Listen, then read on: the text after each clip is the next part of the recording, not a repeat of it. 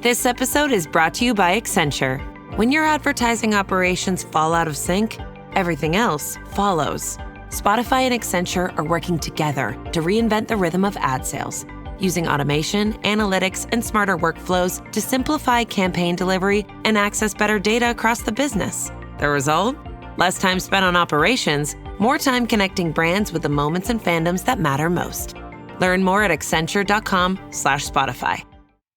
The new LinkedIn Hiring Pro can't undo your last hire, the no-show. Who set you back because they didn't show up on day one, or day two, or ever again. And now your product launch is delayed because you're talking to alien abduction podcasters to track them down.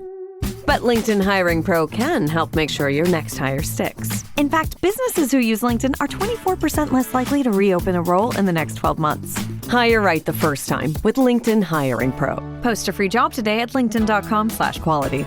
Welcome back to I Want That Too, the podcast where Disney merch meets Disney history.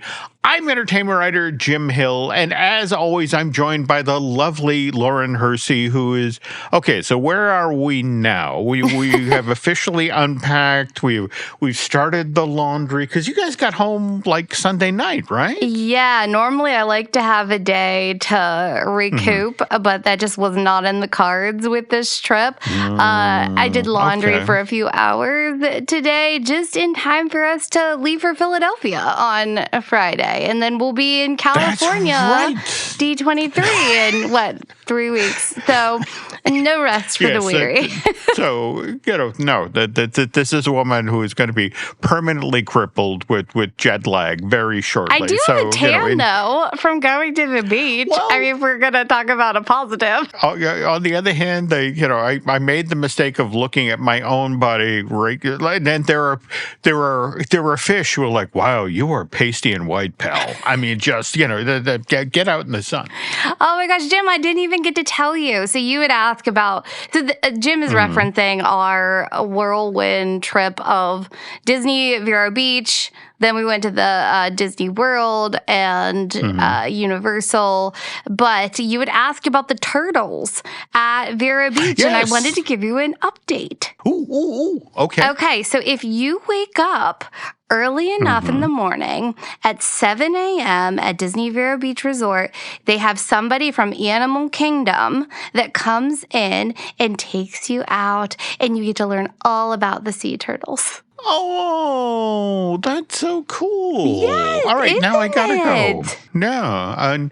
Did they talk about the nesting this year? Is it season yet, Jim, I did not wake up at 7 to go to the turtle explanation, but I did want to tell you that it was offered.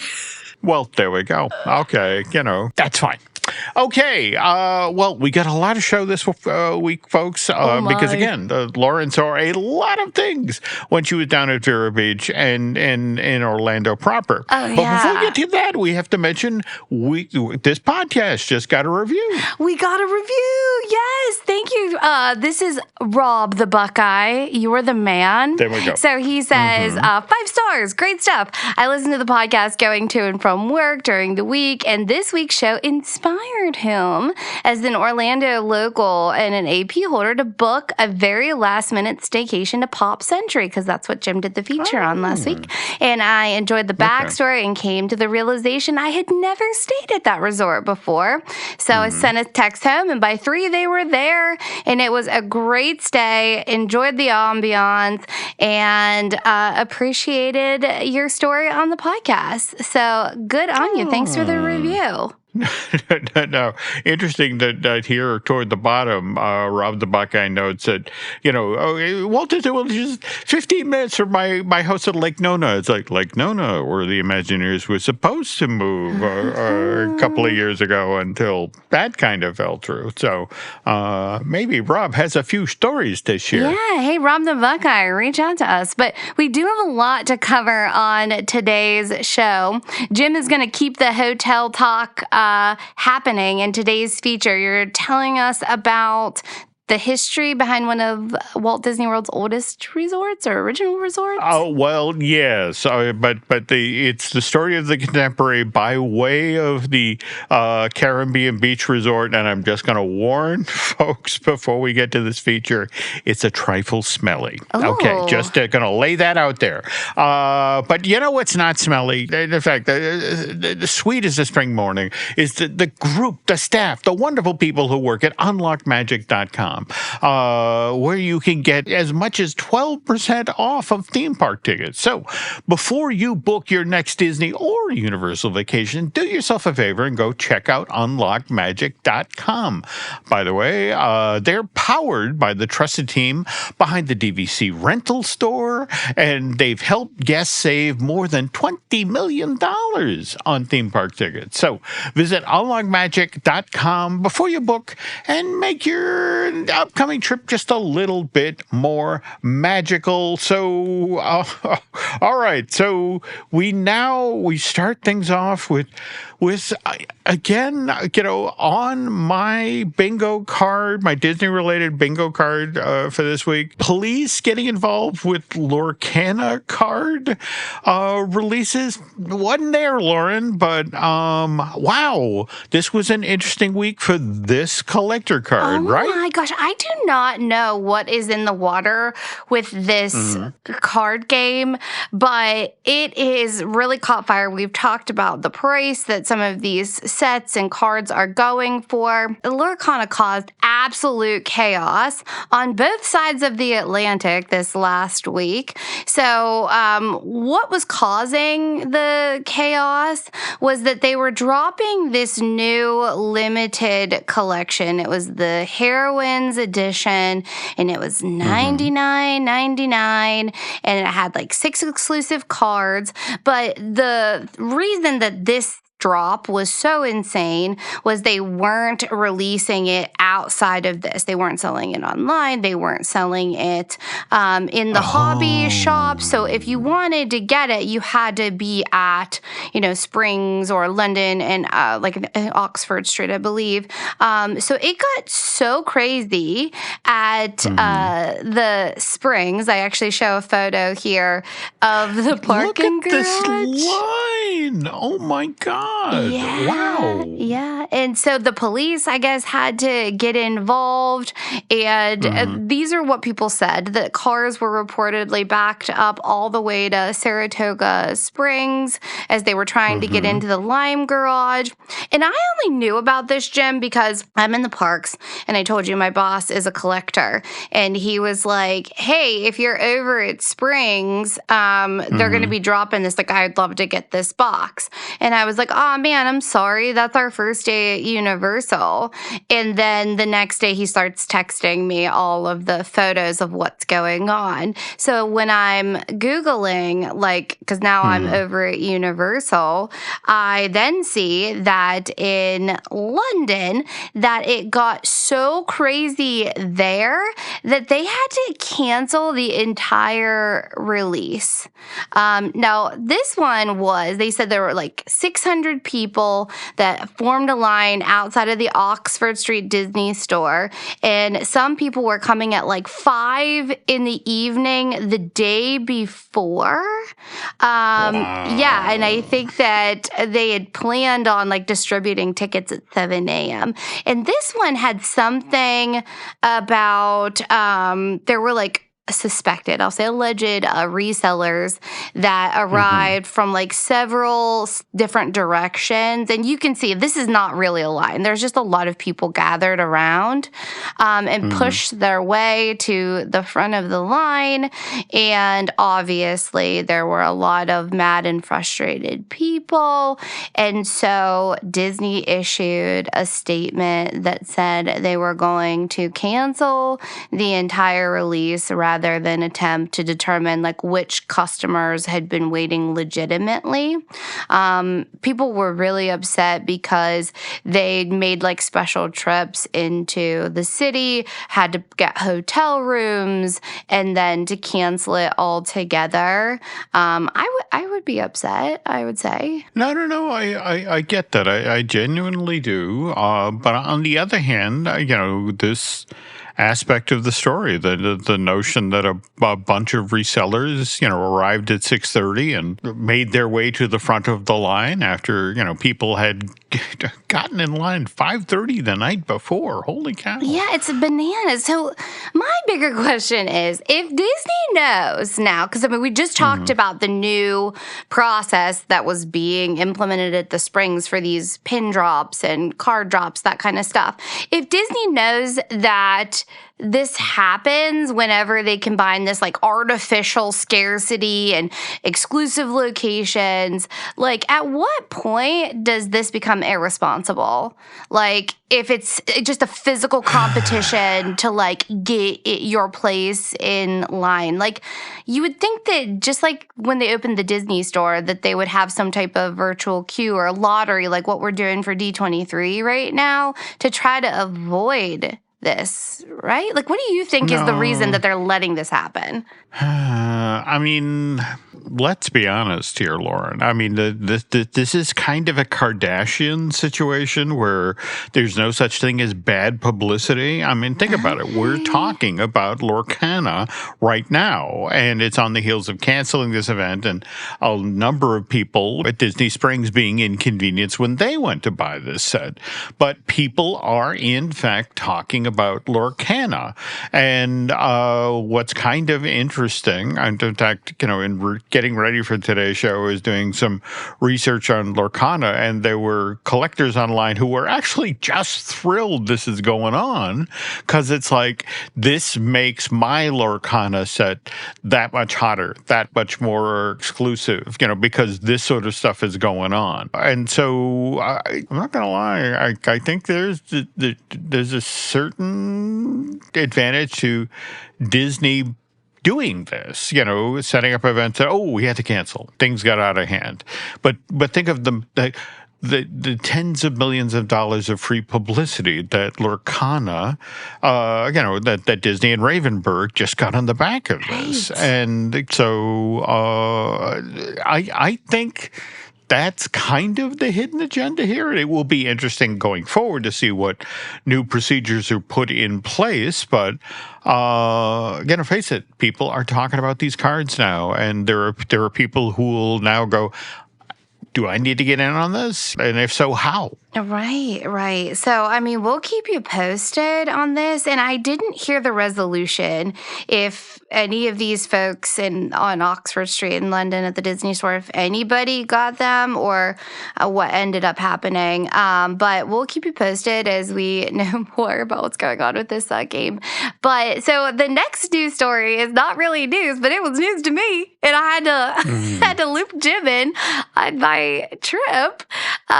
So before we get in the car and go, my mom sends me things on Instagram or TikTok like all the time. Like, oh, did you know this was going on? And she sends me this video and it's like, did you know that there is a official Walt Disney store that is operating inside a parking garage on I-4? And I did not. And I thought that this was honestly fake. And then when we were driving by, we were going to, we actually went to the character warehouse by Universal Studios on our way there. And I was like, Eric, I know that we were just at the character warehouse, but like, we're really close. Can we just go and see if this store is legit, if it's real? And he, whined about it a little bit, but sorry, Eric. No. As a fine husband who's on vacation, who's trying to do a billion things at the same time, and keep the wife happy and the kids happy, and find caffeine. I get it. Some whining is involved, but please go on. Yeah. So we whined a little bit, but he twisted his arm, and we went to this parking garage. And when I tell you what's at the top of the parking garage, you might know exactly where I'm talking about if you go to Orlando. But it would be like, would you say that would be across from where Volcano Bay would be on I-4, where they have this giant wraparound digital billboard advertising the parks? Okay, it's actually, I want to say, maybe a quarter of a mile or half a mile to the west of Volcano Bay. Actually, folks, if you want to get properly oriented here, it's right off of the Sand Lake. And exit off of I-4. In fact, those of you who know, the world's largest McDonald's, it's literally right across from that on I-Drive. And that's the thing, what Lauren's about to describe, the amazing video billboard that wraps around the building that faces out toward I-4, right? That's, I think a lot of people are familiar with that. They've gone by it at, let's face it, if you're on I-Drive at that point, you're going 70 miles an hour because you're late to get to Universal. But you see it out of the corner of your eye, and then also think, geez, I should have stopped at McDonald's and got lunch. But yeah, it's been there. And well, do you want to talk a little bit about the history of this thing? Yeah. So what it sounds like is this was a part of a way bigger plan. So this is the Hollywood Plaza garage because before I text Jim, I also messaged our cast member friend and asked if he knew anything about it, and he didn't. So I was just going down the rabbit hole in a big, big way. But it was like the plan was to build this parking garage, and then there was going to be a big development of shopping and dining around this location that did not come to fruition. Now, I don't know how I don't know this for sure, and I couldn't find it anywhere, but I bet Disney having a retail space in the bottom of this parking garage has to do with that giant billboard. So that went up as a part of the 50th anniversary celebration, and they opened the store May 31st of 2022. And this is a Walt Disney World store, and I think some people could get it confused because we have two character warehouses with discounts. And this is not it. No, this is full price merch. This also it helps with you can get theme park tickets there for the Disney parks, and don't the Disney Vacation Club, doesn't it have a presence as part of this thing? Yeah. So doing the digging, it looked like they were trying this DVC virtual discovery station model here first, and when it first opened, I guess there were these big digital displays where you could take a virtual tour of, say, like Alani or Lakeshore Lodge or the properties that are going to be opening up that they're trying to sell you points to. Now, I don't think that ended up working out, and they did have a big display of one of the properties that's escaping me at the moment, but you can still buy tickets there. You can get official Walt Disney World merchandise. And so I was asking the cast member, who was lovely, and he said that this is just an extension of Walt Disney World. You can still get all your discounts and everything like AP or DVC there as if you were at the park. It honestly reminded me a lot of the Disney store that's in the airport at MCO. Yes. In fact, that's an excellent observation on your part, because think about the placement. All right. Again, it's on the corner of effectively the corner of Sand Lake and International Drive. And let's remember that in the not too distant past, just up the road, you had Endless Summer, Surfside and Dockside open, at the site of the former Wet and Wild.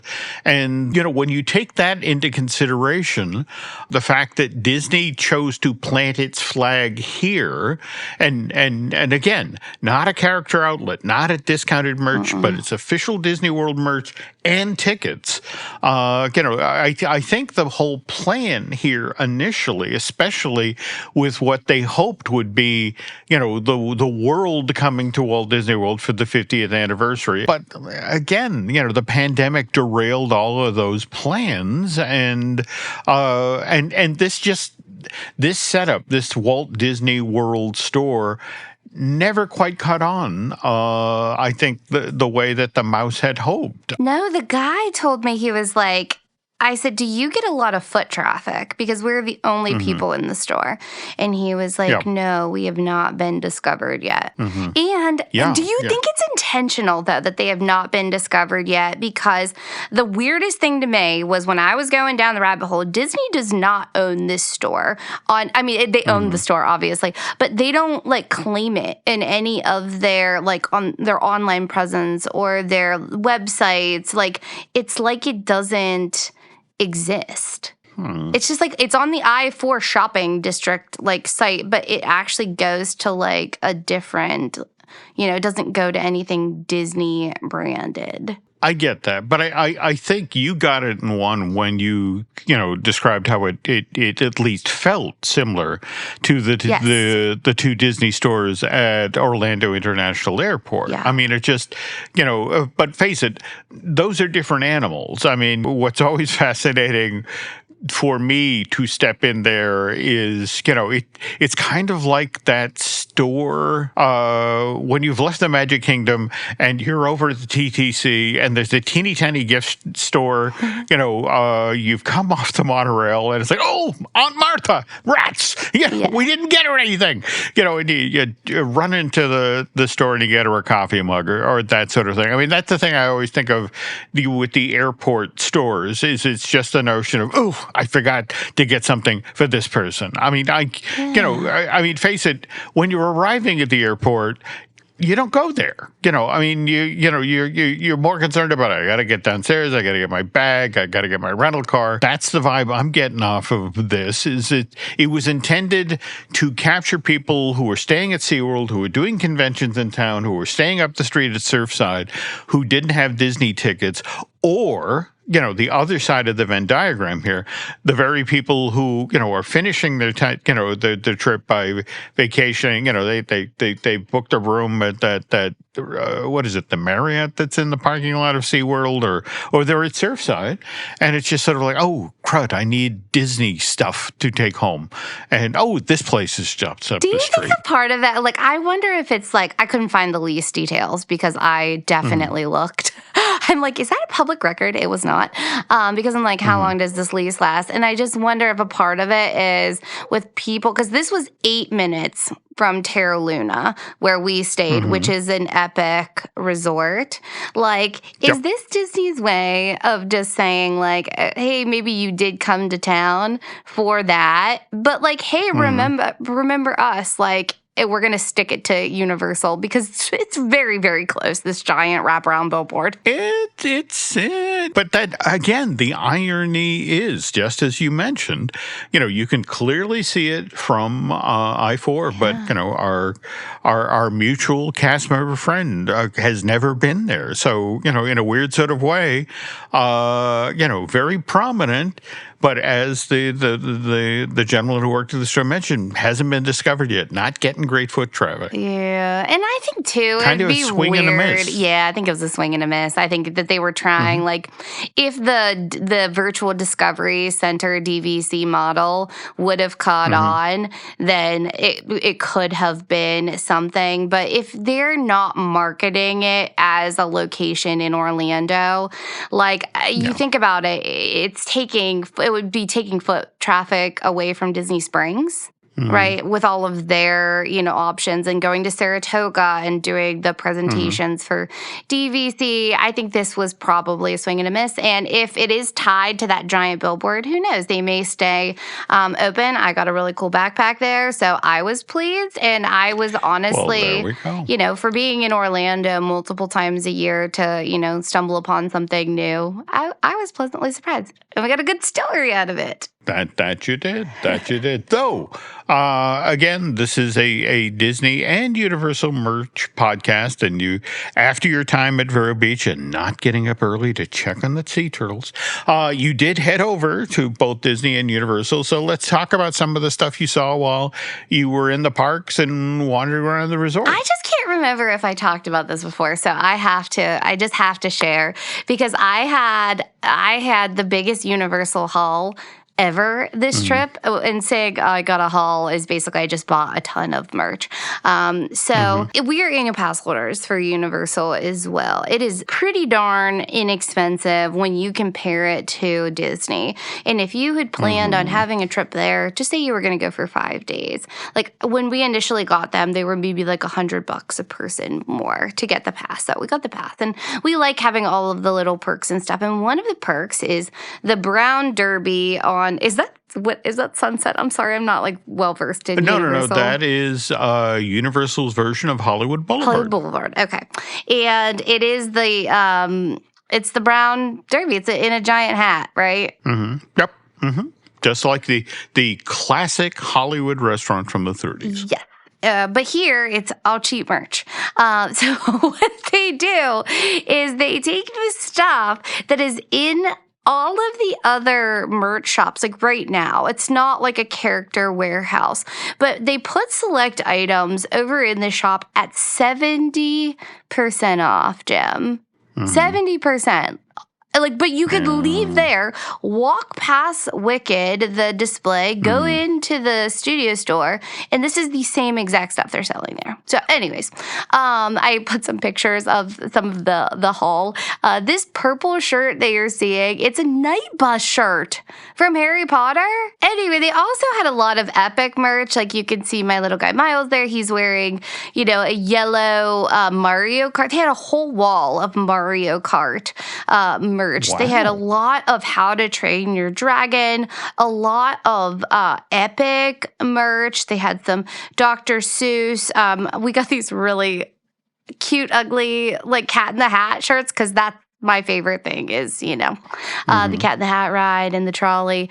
But it's like Dr. Seuss and the Thing 1 and Thing 2, like going by the Universal main entrance with like the cranky little fish. So if you are in the vicinity and you do have a pass, like don't sleep on the Brown Derby 70% off. And on the way home that night, I feel like we always call ourselves like the Hershey Circus. We just seem to be louder than everyone, and the lady's like, I think we're the most interesting people, and I'm like, no, we just are loud.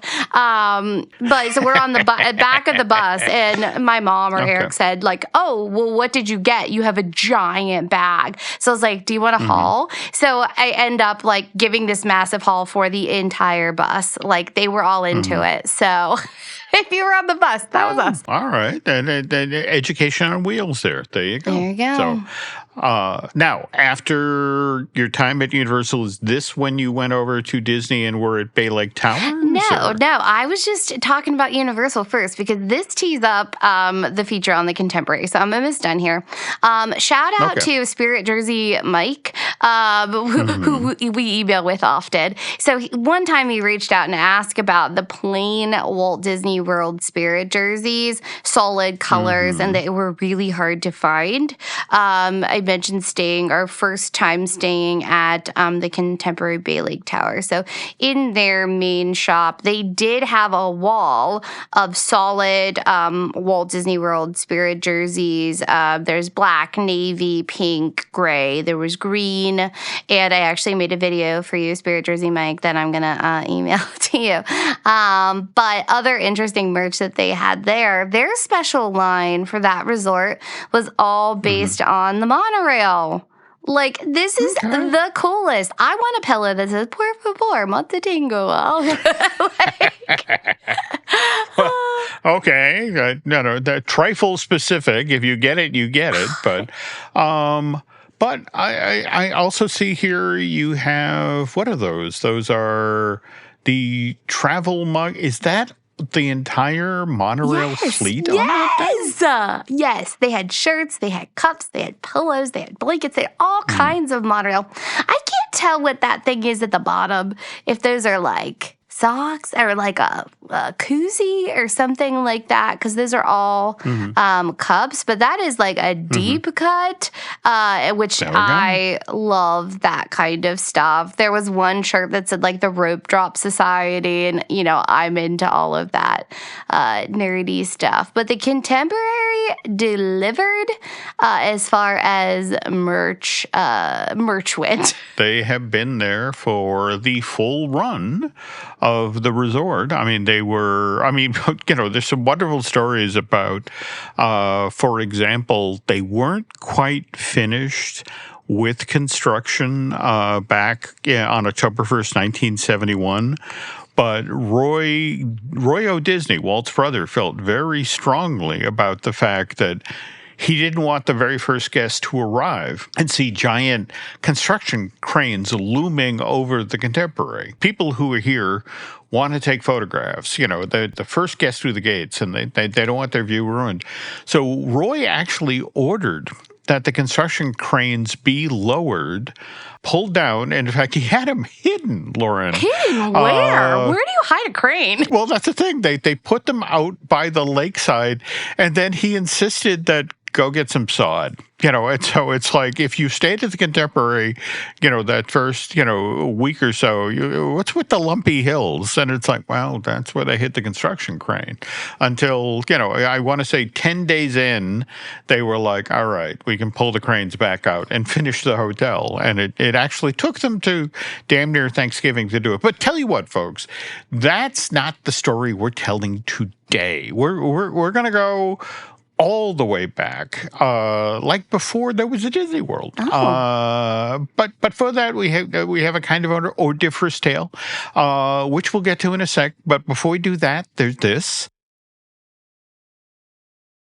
You mind if we make one more stop before heading back? I need to run a Target. 100%. Let's RTT. You thinking of stuff for the dorm? Yeah, my mom gave me some good tips on must-have essentials. We for sure need underbed storage, handheld iron for wrinkles, maybe even a mini Keurig for Mondays. Am I right? All right, bet. Because I was already thinking about keeping my clothes looking fresh at college, so you better be sharing that. Of course, man. Whatever I get on this run is yours too. Twin. But for real, let's go before they close. Find everything you need for college at Target. United connects you to more of the world than any U.S. airline, and United for Business can get your company where you need to go. Whether you're growing a business or managing travel for thousands, they offer solutions to fit your needs. Track expenses, create reports, and manage traveler perks. Plus, employees earn Mileage Plus miles while your company saves on travel. Get started with no minimum spend or flight requirements. Visit business.united.com/podcast. I wrote a little song to remind you, Choice Hotels get you more of the experiences you value. The Cambria Hotel's got it all. A rooftop bar, have a ball. Cocktails up here feel just right. Is Cambria amazing? All right. Bring a date, your team, or even your mom. Book direct at choicehotels.com. See you on the roof. And we're back. All right. So as we mentioned earlier on in today's I Want That Too, the Hersey family, the Hersey Circus, as part of their most recent Central Florida vacation. So you stayed in the Bay Lake Towers, all right, which is the newer part of the Contemporary Resort, which, just so people understand, this was one of Walt Disney World's original theme resort. There was that and the Polynesian Village Resort, both of which were built in the late 1960s, early 1970s. The Poly was built on 39 acres of land along the southwestern shore of Seven Seas Lagoon, whereas the Contemporary was built on a 55-acre chunk of land between Seven Seas Lagoon and Bay Lake. And want to pause here for a moment. Lauren, how was the view? What did you see? Well, we go in, and I thought that Eric was going to be disappointed because it was not theme park view. It was the backside of the Contemporary. And I walk in to do, I do a little video every time we stay somewhere of the room. And he comes in and he's like, oh my gosh, this is the greatest view ever. And that building is not based on like the Incredible theme. It actually is vintage Disney. So there were like the old black and white photos of like Walt and Roy and Finding Land and that kind of stuff. So it was very cool. So you guys were facing out to the lake. Bay Lake. Very cool. And the backside of the Contemporary, which he loved. That's okay. That's okay. Now, interesting part of this story. When Walt Disney first saw this land back in November of 1963, Lauren, there was no Seven Seas Lagoon. That 220-acre lake was created by removing 7 million cubic yards of muck. We are talking foul-smelling, decaying plant matter, not to mention enormous root mats, some of which have been in place since the Florida Peninsula first rose up out of the ocean some 30 million years ago.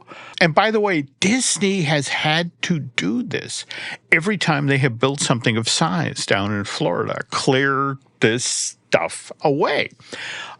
Which, by the way, reminds me of a topic that Laura and I recently discussed here on I Want That Too, which was the creation of Walt Disney World's first moderate resort, Disney's Caribbean Beach Resort. Now, before I start this story, I want to remind you that the construction site for Disney's very first moderate was very deliberately chosen. It was just down the road to the east of where Disney MGM Studios was being built. It was also just to the west of where Typhoon Lagoon was being built, not to mention Pleasure Island. And then, of course, it's right across the street from the backside of Epcot Center. I mean, you can, from there, literally see the back of the American Adventure. It's on the other side of Buena Vista Drive. But Lauren, here's the thing. When Walt Disney World veterans heard that this was where then Disney CEO Michael Eisner had chosen to build this 200-acre resort, they're like, oh, no. You can't build the Caribbean Beach Resort. You really need to pick another site. And the folks back in Burbank were like, well, why? Why can't we build the Caribbean Beach Resort there? And these Walt Disney World veterans then say, well, look, when we were building Epcot Center in the late 1970s, early 1980s, we had to dig out the 38-acre site where World Showcase Lagoon was going to be located. And again, you got to make this, this is a giant body of water, Lauren. It's 15 feet deep in some spots. In order to fill this thing, that's 133 million gallons of water. So to create that big a hole, they had to haul away 1 million cubic yards of, and I'm being polite here, organic material. What do they do with all that organic material? Well, we're going to get to that part of the story in a sec. In this case, what they did is they hauled it right across the other side of the street. All right, they literally went to the other side of Buena Vista Street and laid this giant. And again, it's 1 million cubic yard, over 1 million cubic yards of root mats and rotting plant matter, exactly where Michael Eisner wants to build the Caribbean Beach Resort. And look, the folks back in Burbank, all right, they understand. All right, okay. So his site prep begins, and by the way, work's going to begin on this project in June of 1987. So I guess this means is all of this organic material, all of this stuff that's piled up is going to have to get hauled away. And all right, so that might get a little smelly for a little while. I mean, but how bad can it really be? All right, and Lauren, again, forgive me if this grosses out people, but think about this. You have eons old organic material that was first dug up in the late 1970s and then left out to bake in the Central Florida sun for nearly a decade. All right. So you have the muck equivalent of a twice-baked potato, and only, again, this twice-baked potato is made out of over a million cubic yards of super smelly stuff. But would it be less smelly because it's been out in the heat and like hardened, or would it be more smelly because it's just been sitting there rotting? Well, let's talk about what happens when the backhoes start digging into this pile. The stench that was unleashed. Cracked it open. That's it exactly. All right. Again, summer of 87. And this is the thing. You're right across from EPCOT. Right. And so every so often the wind would shift and go across Buena Vista Drive. And all of these people who are walking around World Showcase Lagoon, who were there at the American Adventure, are suddenly like, what is that smell? And it's summer. Oh, what's worse, Lauren, summer of 87 is the year that Kaleidoscope debuts at Epcot Center. This is their new daytime show that is staged not only out, again, on that 38-acre lagoon, but in the sky overhead of World Showcase. So people would pick out their spots hours in advance so they'd have a really great place to view the show. And then the wind would shift. And people did a sewer pipe break backstage? And again, this is late summer, early fall of 87. The folks in guest relations just flat out got told, anybody walks in here and says, smell. It's like, here are free passes. Please come back on a less smelly day. And at the same time, Disney suddenly, it's like, oh, what are we going to do? It's like, well, what you're going to do is you're going to hire a fleet of dump trucks, which are going to run 24/7. And then you're going to haul all of this over 1 million cubic yards of muck over to Osceola County, the other end of Disney property. Which, by the way, is also where they built Celebration, Disney's high-end. But that's probably a story we'll get to at another time. But by the way, interesting bend on the story. Remember back in 2017 when the Barbados section of Caribbean Beach Resort and a good chunk of the Martinique section were torn down to create, the new DVC, the Riviera Resort. There were still some Disney World managers who just remembered that time, and it's like, oh no, they're disturbing the earth over at Caribbean Beach Resort. Is it going to happen again? Is the smell going to... Maybe a stick bomb. Yeah, and luckily, no, didn't happen. Now, back to Seven Seas Lagoon for a second. When that 220-acre body of water, when they were digging that and work for that, began in October of 65, what was interesting is the 7 million cubic yards of, again, muck, they didn't haul that away. They actually piled that up on the site of where the Magic Kingdom was made, because, again, remember, they wanted to build the utilidors under the park and effectively make the Magic Kingdom the second floor of that building. And everybody was saying it's very stinky down there. Well, yeah. Now, Disney likes to pretend it's the vacuum tube system. It's like, oh, it's a trash. But there's enough Disney people who are like, no, it's the stuff you scraped up from the bottom of Seven Seas Lagoon. A couple little weird little bends in the story.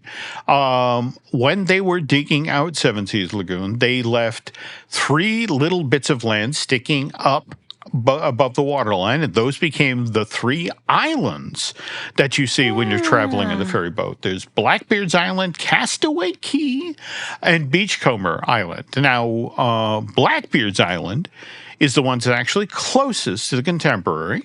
It's the one that's just offshore of that water bridge that connects Seven Seas Lagoon with Bay Lake. Whereas Castaway Key, which, yes, of course, shares a name with one of those exclusive island destinations that the Disney Cruise Line makes stops at. And again, the newest of those is Lookout Key at Lighthouse Point. That came online June of 2024. What's interesting, though, about Castaway Key out in the middle of Seven Seas Lagoon. Well, first of all, it's the island that's closest to the Magic Kingdom proper, but it's also where, you know how when you're there at, say, July 4th or New Year's Eve, they do fireworks around the perimeter of the park? Okay. One of the places they fire those fireworks off from is actually Castaway Cay. So Eric said that because we could see one of these islands from our room, but he said it was like Discovery Island.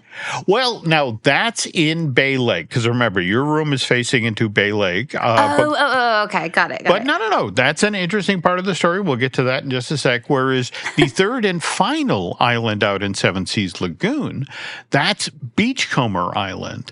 And Lauren, you'll love this. This is where Disney World's first wave machine was located.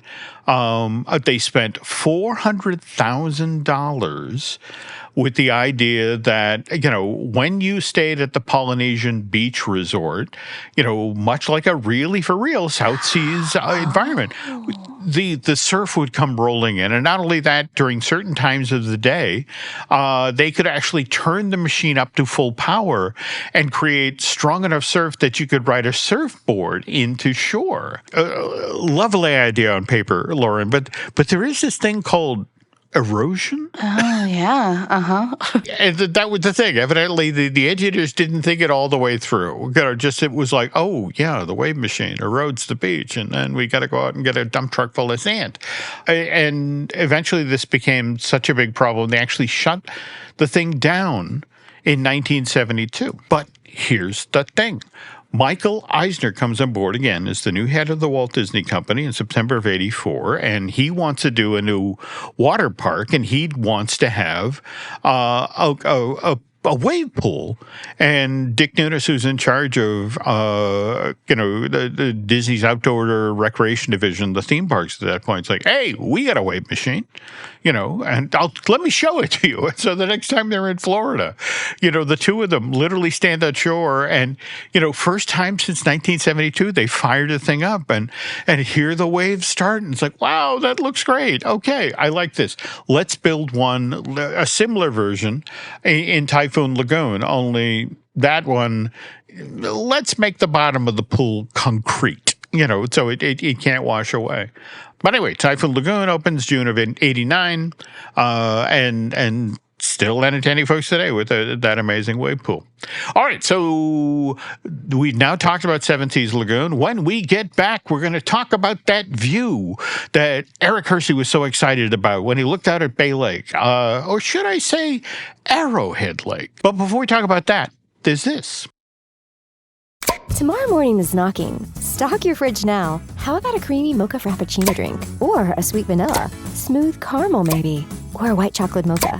Whichever you choose, delicious coffee awaits. Find Starbucks Frappuccino drinks wherever you buy your groceries. Hi, Ryan Reynolds here for Mint Mobile. Are you looking for a beach read this summer? May I suggest your big wireless bill? It's got suspense, mystery, a slightly flat emotional arc, and a shocking twist where you realize you've been overpaying the entire time. Fortunately, though, Mint's story is better. Every plan, $15 a month, even unlimited. That's it. Happy ending. Zero tears. Give it a try at mintmobile.com/switch. Upfront payment of $45 for 3 months, $90 for 6 months, or $180 for 12-month plan required. $15 per month equivalent. Taxes and fees extra. Initial plan term only. Greater than 50 gigabytes may slow when network is busy. See terms.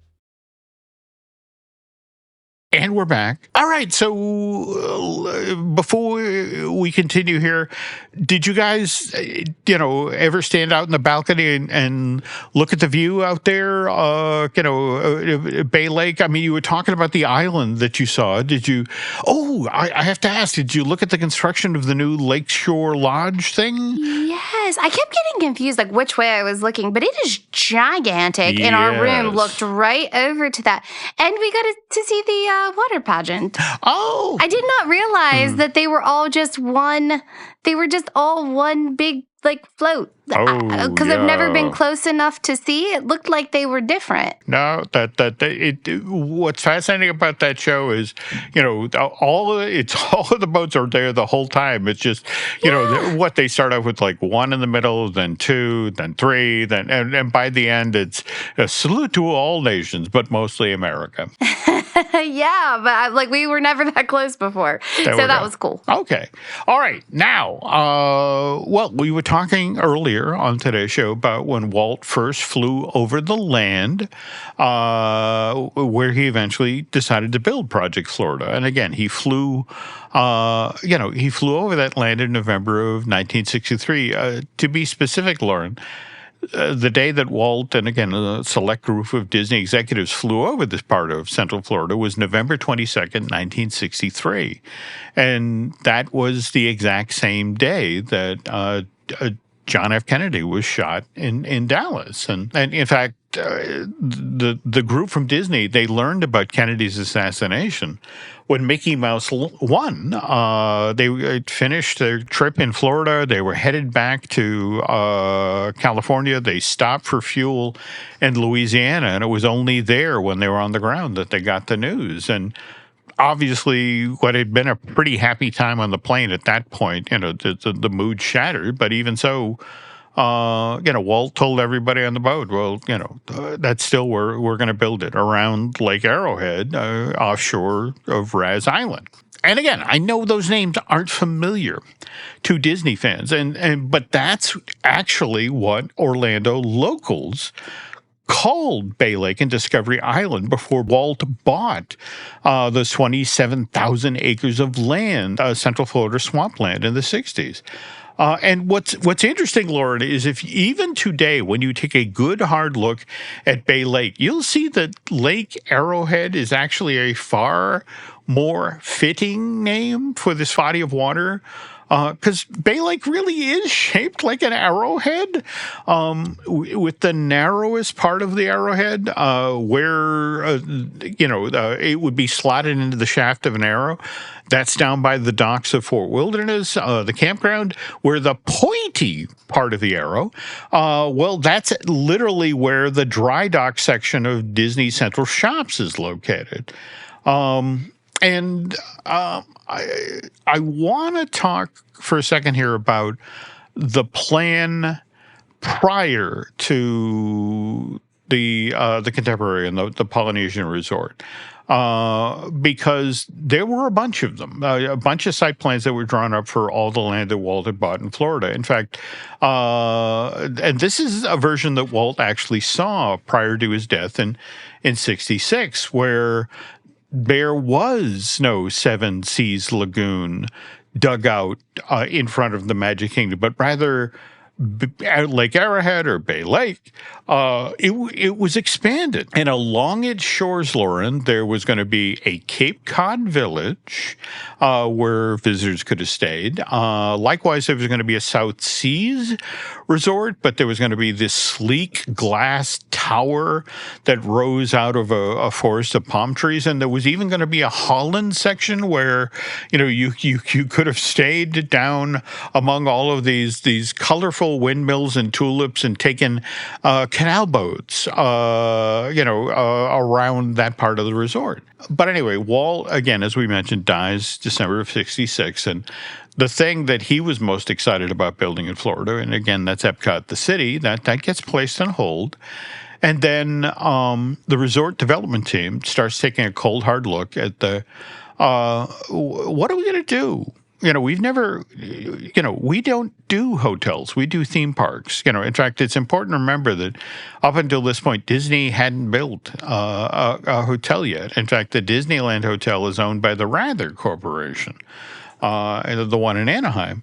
And speaking of Anaheim, back in 1964, Disney, the company, had cut a deal with the city of Anaheim to create what they called the Disneyland Cone, Lauren. And in fact, what's interesting about this is a piece of zoning legislation that limited the height of the buildings that could be built in the immediate vicinity of that theme park. I mean, for example, a building had to be 75 feet or lower if it was going to be built just outside of Disneyland's berm, whereas a building could be as high as 240 feet tall and lower if it was going to be built within a half mile of Disneyland. And anything taller was going to visually intrude. Now, if we pivot back to Florida, think about it. Down at Walt Disney World on this 27,000 acres of land,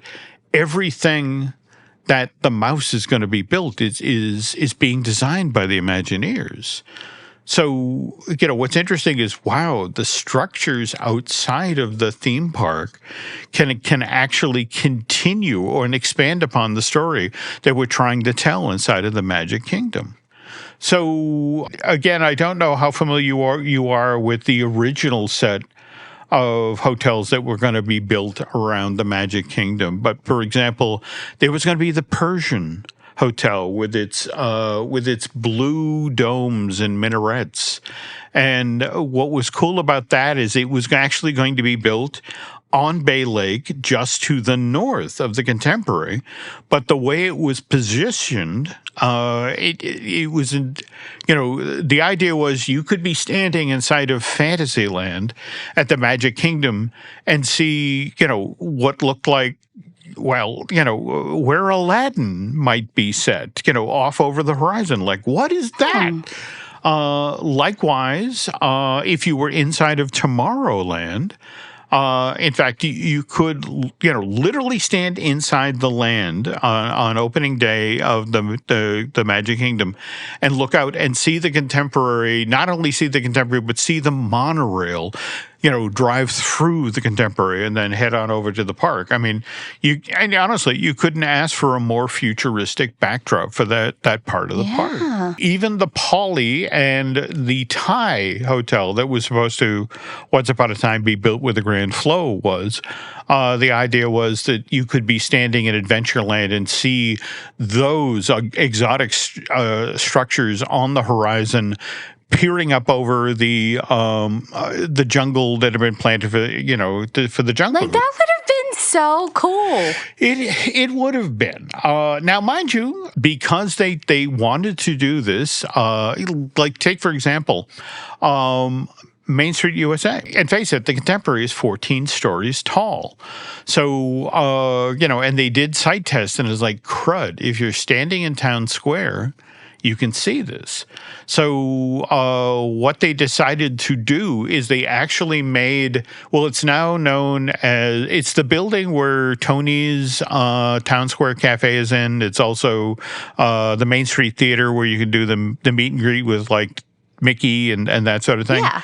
They deliberately made that building tall enough that if you're standing on Main Street, you can't see the Contemporary. And conversely, yep. Mm-hmm. Conversely, though, over in Frontierland, once upon a time, there was a plan to do a tabletop mountain called Thunder Mesa, with the idea that if you were standing in Frontierland or Liberty Square and looked off toward the horizon, I mean, you didn't see cypress trees or live oaks with Spanish moss.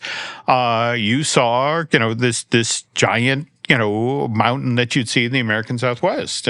But again, a number of these hotels, the Persian and the Thai, not to mention Thunder Mesa, never get built.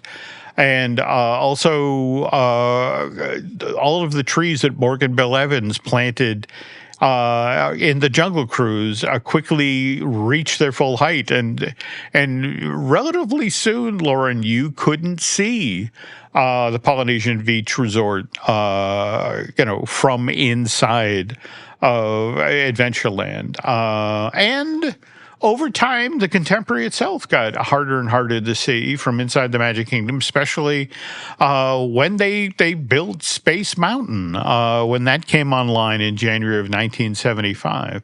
Not to mention the trees that again, Bill planted outside of the park. But the Contemporary has a fascinating history, and more to the point, has changed an awful lot over the past, dear Lord, 55 years. And tell you what, folks, if you come back next week, Lauren and I will take a closer look at the hotel, and it's recently a decent addition, the Bay Lake Towers.